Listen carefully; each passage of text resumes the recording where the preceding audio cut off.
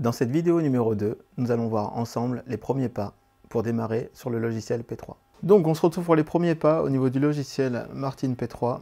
On va avoir sur la version PC, cet onglet en plus qui va nous permettre de déterminer quelle est la sortie du P3 au niveau de l'ordinateur. Logiquement, en fait, l'entrée Ethernet devient la sortie de communication du P3.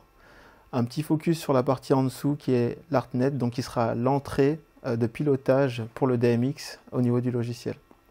Donc moi j'ai déterminé mes sorties et à partir de là je clique sur OK. Le logiciel démarre. Je vais créer un nouveau show et de là je vais lui donner une appellation. Je vais l'appeler projet 75. Next. Et là je vais avoir la possibilité de choisir entre trois options: Real World, 1 sur 1 et Freescale. Le Real World, pour vous faire le détail, c'est tout simplement l'utilisation des produits dans la forme la plus simple, c'est-à-dire que chaque produit est représenté en fonction de sa taille et son espace pixelaire. Le 1 sur 1, c'est l'espace pixelaire du produit qui prime, ça veut dire qu'en fait le produit sera dimensionné en fonction de sa taille pixelaire.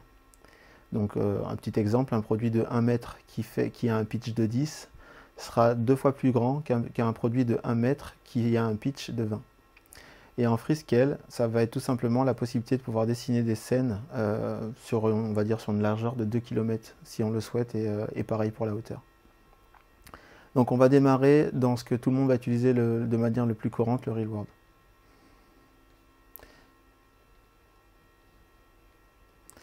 Next, et là on va pouvoir choisir le pitch de travail. Donc là, le plus petit chez Martin, ça va être du 5.2.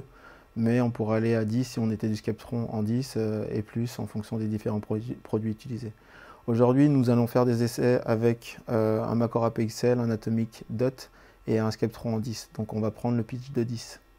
L'avantage de ça, c'est que derrière, il va automatiquement nous calculer la taille de la scène. C'est ça qui va être intéressant.